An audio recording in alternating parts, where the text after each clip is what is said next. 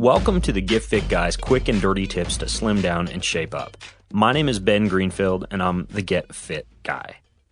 In my last episode, which you can listen to by searching for Get Fit Guy episode number 192 at quickanddirtytips.com, you learned about the latest research on barefoot running, whether the Vibram Five Fingers lawsuit was a good thing, and got good resources for barefoot running. In this episode, you're going to learn why barefoot running might be better than wearing shoes, when you should actually wear shoes, and whether kids should wear minimalist shoes or do barefoot running. So, let's start here. Is barefoot running any better than running in shoes?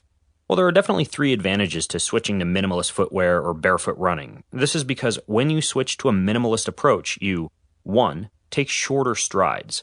And running with shorter strides and a higher foot strike frequency naturally reduces the impact forces on your foot, which you tend not to worry about quite so much when you're wearing shoes. Fortunately, shorter strides also mean less impact higher up in your ankles, knees, and hips.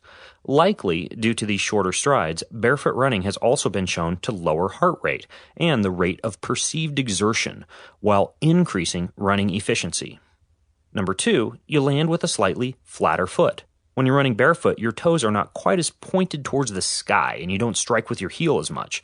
This means that your heels and ankles undergo far less pressure and impact, and sometimes your knees and hips too.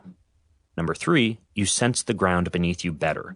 The skin on the bottom of your feet, specifically the nerves called proprioceptors, can actually do a better job sensing the surface when you run barefoot or wearing minimalist foot equipment. This can cause the tiny muscles in your foot to do a better job naturally absorbing shock and lowering impact. On the other hand, shoes can protect you from sharp objects, extremely cold or hot ground conditions, and any bacteria or germs on the ground. And my wife did indeed get hookworm once while running barefoot on a monkey poo-covered beach in Thailand.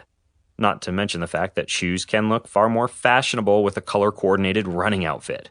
Furthermore, if you're overweight, you have poor running form, you have a weak core or hips, or you've spent your entire life wearing shoes for most activities, then shoes provide your feet with extra muscle and cushion to support the impact. They also keep the foot from excessive movement or arch collapse when you're running if your feet simply aren't used to having to take care of themselves. Well, if you fall into these categories, then barefoot running may be pretty difficult to transition to and could actually increase your risk for injury. In other words, I don't think overweight, unfit people, especially people who haven't been training their ankle and foot muscles, should choose barefoot running as their running mode of choice, or at least be very, very careful getting into it.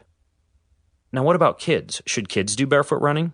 Well, as I mentioned in my previous barefoot running episode, I rarely wear shoes in my regular day-to-day activities, and my kids both follow suit. Like some kind of an ancient tribesman, or their own father, they have resilient, callous, tough feet. They play outside, hike, run, stand, and move primarily barefoot or wearing Nike Frees.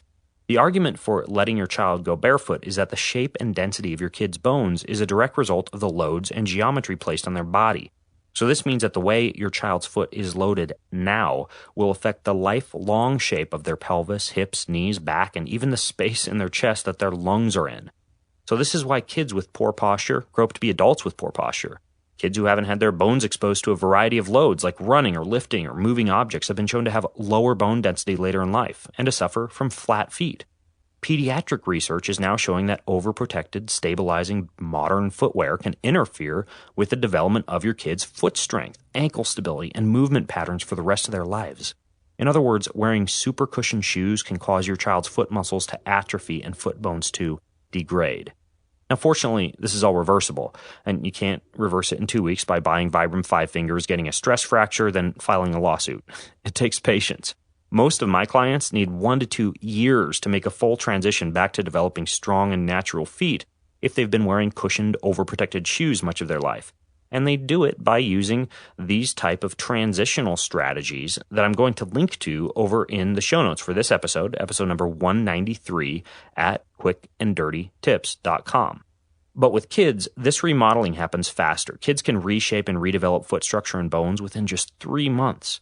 So besides avoiding modern built-up shoes, what else can you do to give your kids good, strong feet?